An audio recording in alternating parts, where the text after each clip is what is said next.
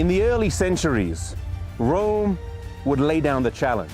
Either abide by how we want you to live, or leave your place of residence and leave your place of worship.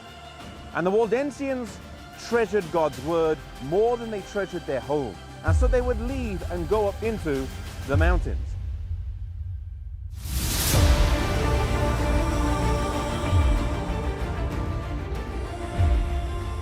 Life would not have been easy here in the Waldensian valleys.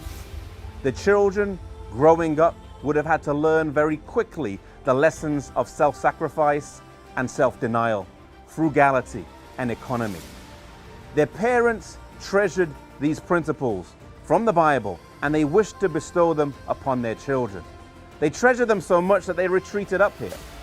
And here in the mountains, they wanted to teach two things. Number one, they wanted to teach them purity of life based on God's word. And number two, they wanted to teach them to be a missionary and take the faith that they had and take it further afield than just the valleys in which they lived. And so they would have schools up here, and they would have places of worship, sometimes in caves, where they could teach their children and their young people how they could go out as missionaries and share this message.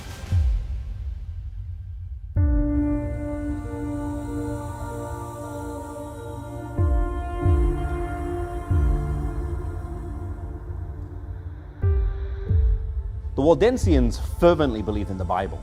They believed that they should follow it, and they treasured it. The Waldensians believed in the commandments of God that had been given through the Bible, and they sought to keep them. And they were often persecuted for their faith and had to retreat up to the higher valleys. And here in this place of worship, it's just a cave. Today, you come here, you have to creep down through the entrance to get in. The rock walls are on each side. But here in this cave, it's almost a sacred spot. It's a place where they would gather together for worship, but also at times they would gather together to hide from the Roman soldiers.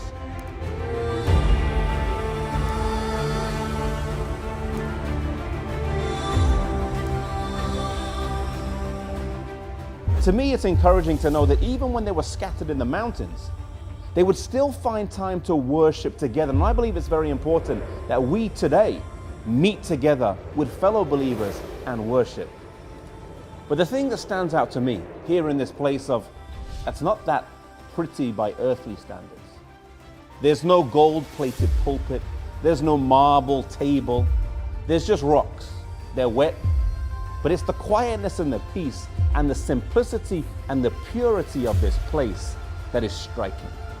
Is that if these Waldensians would gather here, not just once, it wasn't just a one-off, it may have been repeatedly, it may have been over years, or may have been even over decades, that they would gather together to worship in caves like this that are dotted around these mountains. For us, church is so comfortable or so convenient. I'm sat on a cold rock, but oftentimes in church we sit on nice comfy chairs. The heating may be on. It may just be 5 miles from our house or just down the road, and yet sometimes we think, I'm not too keen to go. And I think back to myself, yourself, wherever we are. We have a time of relative peace, a time of relative freedom, where we can gather together and worship, where we can meet fellow believers. And my appeal is, don't waste the opportunities that you have. Don't be so comfortable or so convenient that we miss the opportunities that we do have. God has given us great opportunities now. Let's take advantage and use them and take this message to the world around us.